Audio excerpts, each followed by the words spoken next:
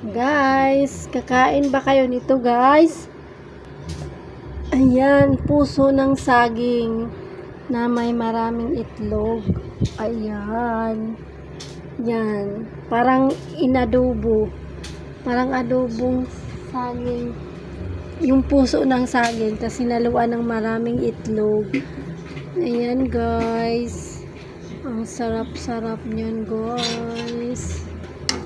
Ayun. O, diba guys? Itlog. Maraming itlog na halo.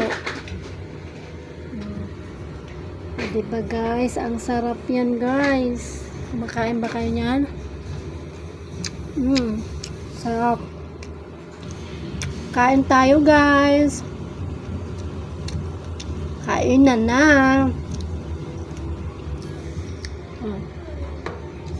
Sarap, oh. Sarap talaga. Kain na.